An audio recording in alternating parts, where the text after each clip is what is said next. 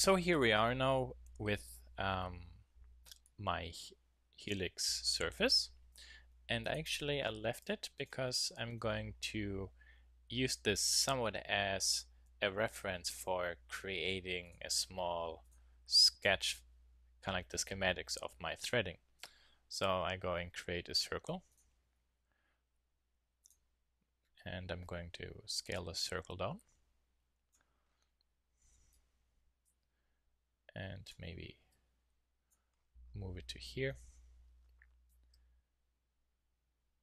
and then scale it a little bit more, and you see that I'm using my tube surface that I created simply as kind of like a background 3D sketch, so I have roughly a good representation of what a radius of one would be.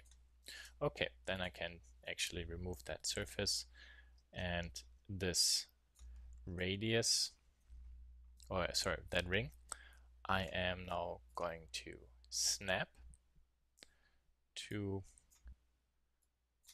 this control point. So it really sits at the beginning of my helix curve.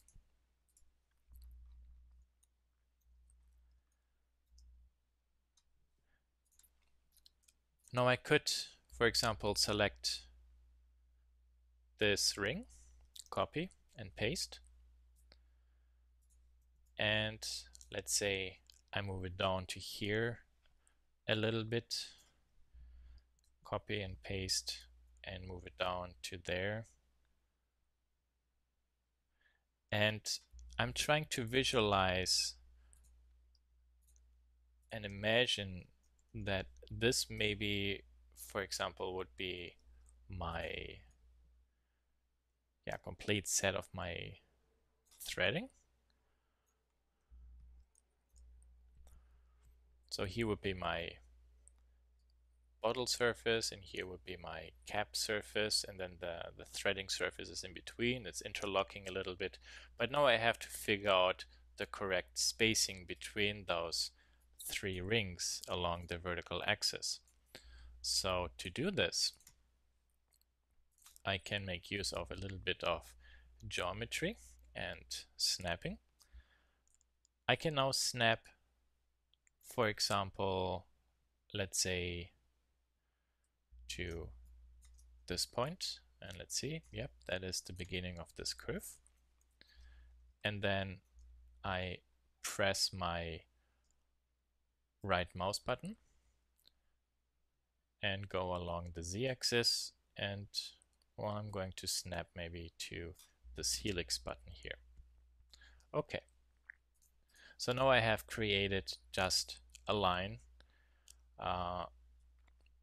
and the reason why I snapped to this helix button is simply so I can now move, for example, this ring, pressing the control key, and also snap it to there. And then those two rings are positioned at each edge of this line. And now I could maybe, let's say, 2 segments. That might be enough. I could turn on edge snapping to a curve. And then with this ring selected, go to move. And yeah, there you see. I have 2 divisions, so 2 halves of that line, and that will turn into 3 blue markers. Okay, so I can turn all this off. Now I have my rings perfectly spaced out evenly. This line, for example, I could also use now to be my helix guide. So for example, I can turn this off. Hold on, I deleted one extra line. Only those 2 lines I would like to delete, because this line I keep, I copy and paste, and then move it with my middle mouse button and snap it to the center. That is my new helix axis. And let's see if my drawing worked out. I go back to my rail surface tool. I have everything still set the same way. So my generation curve to my helix. There is that surface. And then I can go to duplicate this edge, and I extracted out my helix ring. And as you can see, everything lines up perfectly. Okay. So this way, I basically, created kind of like a threading, which I know will fit a little bit better onto that tube. So let's select everything and let's turn on the surface, and then I will just move everything down a little bit. Let's say maybe till there. Okay, good. And then this one I would like to be only the reference. Unfortunately, if we do this, then it turns off the shading.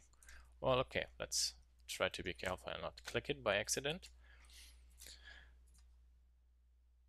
We go back to our tube, and it now asks me to pick a curve. So I pick my helix. I still have my radius of 1 selected. Maybe let's see, 1.1, 1.2, 1.1. Yeah. And then we can click build. So I slightly increased the radius of that pipe. Okay, so you can see that the threading is actually very, very dense. So this might actually not be a good way. So unfortunately, I have to go back and delete this.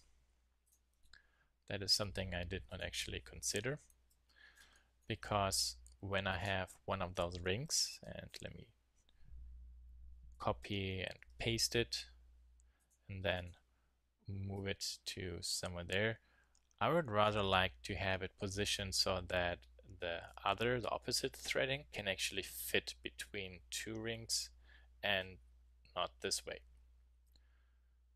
So this way I can, for example, bring the surface of my cap and the surface of my bottle a little bit closer to each other. So let's say maybe like this. This seems to be good. Then I can move this one down, and let's say I have it maybe at this position. Okay.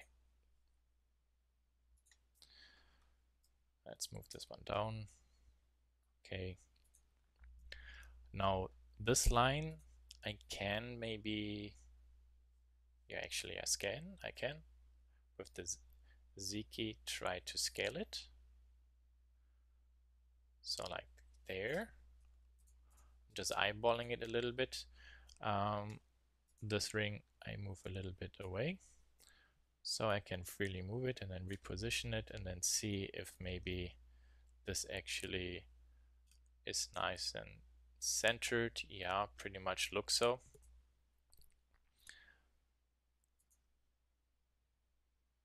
I'm going to turn on my snap to the curve again, because I just would like to visualize how, for example, this looks like when maybe the threading is like somewhat like this. And let's create a curve, maybe starting from there and then straight up. So yeah, it will not touch it directly, so that is good, but it's actually getting a little bit tight, so I'm just fine-tuning the position a little bit.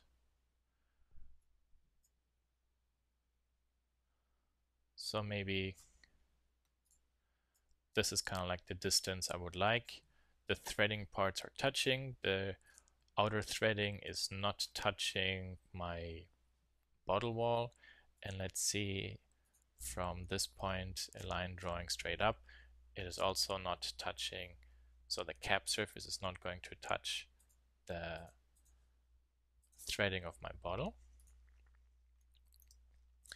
which means, fortunately, I have to readjust this one, scale, and then pressing the right mouse button, trying to eyeball it so it's straight. The threadings always need to have a little bit of play, so what we're doing here right now is perfectly fine. Okay, so with this done, we can now copy and paste this line and then maybe snap it to there, because basically what we have there are two spacers for our 3 rings, and then I snap them all together, and then of course I have to recreate my center axis, but actually I could see if maybe by simply scaling along the z-axis and then snapping to a control point.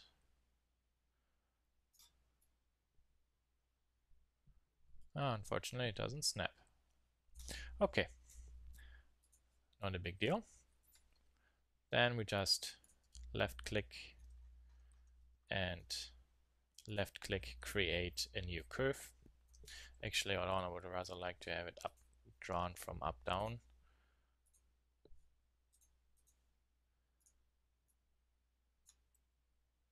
Yes. Okay, there's no other curve left. So left click and left click while pressing Control. Okay, and then this curve that is longer, I'm going to move over, press Alt key and snap to the grid. Then I can remove my helix and recreate my helix surface. Okay. And then, where was it here? Duplicate my helix ring, and then I can delete the surface.